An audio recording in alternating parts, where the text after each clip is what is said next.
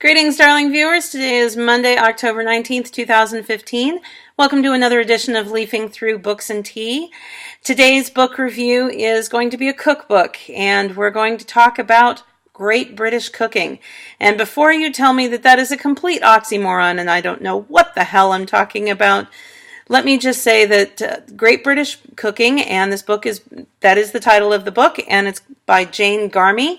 And I will post a link down in the comments section and on the website because the book is rather of a large size, so it's hard to get on camera. And it is a cookbook of traditional British recipes, everything from neeps and tatties to bubble and squeak to mulligatawny stew to all of the pasties and pastries that you're well acquainted with in British cuisine. Now, there's a lot of people who are going to say to me, really, British cooking, great British cooking, there is no such thing. But there actually is. There actually is great British cooking. And Jane writes from the perspective of an uphill battle that she knows she has in her hands because she knows she's talking to a mostly American audience who believes that British cooking is either tasteless, flavorless, or mashed and cooked beyond all recognition, particularly vegetables. But she does have some things to say in the introduction in particular about this very thing. And she starts off by saying that it is widely held that British cuisine is a dubious affair. And this view, while not entirely unwarranted, is nevertheless a caricature. British food, like British weather, has in fact been much maligned.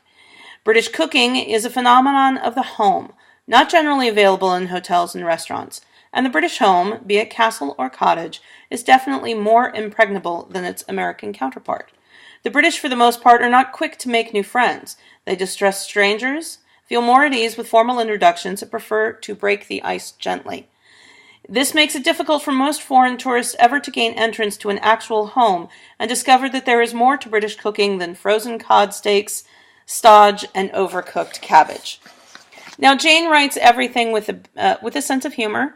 The recipes on this are not difficult. Some of them do take more time, but they're not difficult and they are easy. They're not for the complete novice cook, but an inexperienced or somewhat experienced home cook should be able to do pretty well with these recipes. Now, there's all kinds of recipes in here. There are meats and pastries and vegetables and soups. And the soup section in particular is one of my favorites. There's two soup recipes in here that I have used a couple of times. One is a mulligatawny soup, which is a very traditional British soup, and one is called Queen Victoria soup. That is a basically a cream of chicken type soup, but it's taken a step above and a notch beyond, and it is just a beautifully prepared soup. So there are several different types of recipes in here, as I said, and with each one, Jane explains a little bit of the history of why it got its name, why it's very popular with the British people, and these are all home-cooked meals. This is not for the five-star restaurant. The dishes aren't always going to look pretty, but they're going to taste very good. And another thing to remember about home cooking is that is where our food memories come from. They come from the home. They come from what our mothers and grandfathers and our parents and grandparents made for us.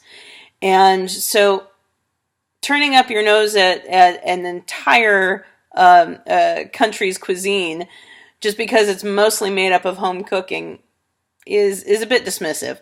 So I would suggest taking a look at it from a new strategy and giving British food another try. And particularly trying it with Great British Cooking by Jane Garmey. And I will again put the link down below in the comments, so take a look there. And so next time we will be talking about tea, and we'll probably be talking about British tea. Or maybe we'll go to Ireland. See you next time.